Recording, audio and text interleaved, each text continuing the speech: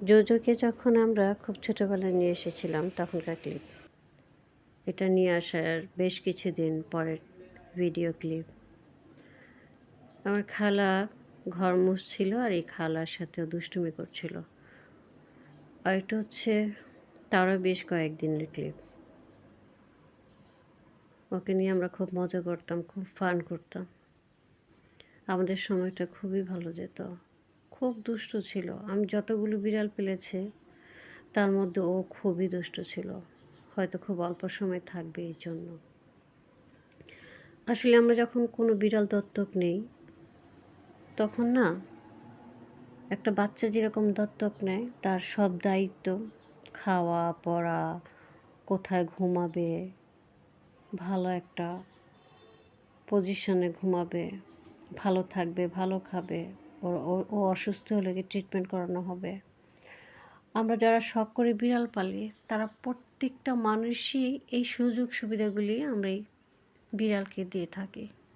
কিন্তু তারপরও কেন জানি ওরা আমাদেরকে ছেড়ে যায় একটা সময়, মানে যেটা মেনে নেওয়ার মতো না, মানা যায় না, কিন্তু তারপর মেনে নিতে হয়।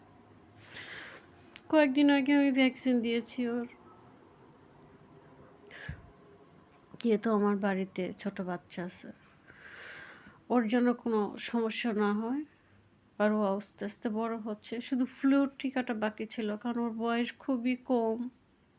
ফ্লুর টিকাটা আমি শীতের পরেই দিতে চাচ্ছিলাম, কিন্তু এর আগেও আমাদেরকে ফাঁকি দিল। গতকালকে রাতে ও আমাদেরকে ছেড়ে চলে গেছে।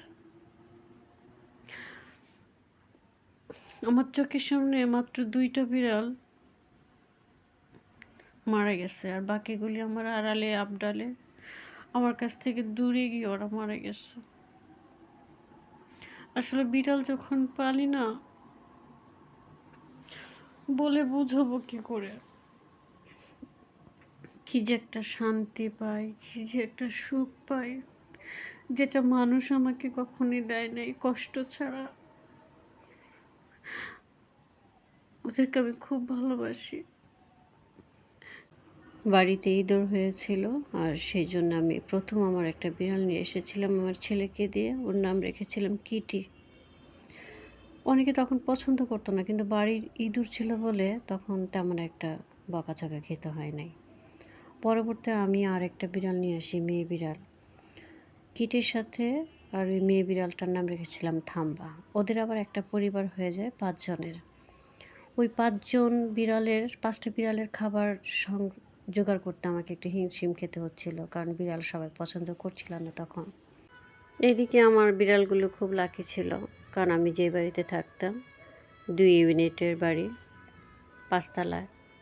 তো প্রত্যেকটা বাড়ির মানুষই আমার বিড়ালকে খাবার দিত, আর আমার বিড়ালগুলোকেও মানুষ ভালোবেসে ফেলেছিল ঠিক আমারই মতো।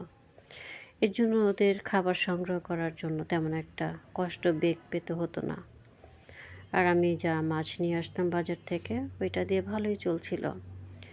ঠিক এভাবে আমার 16টা বছর আমি 1টা 2টা 3টা করে অনেকগুলো বিড়াল পেলেছি।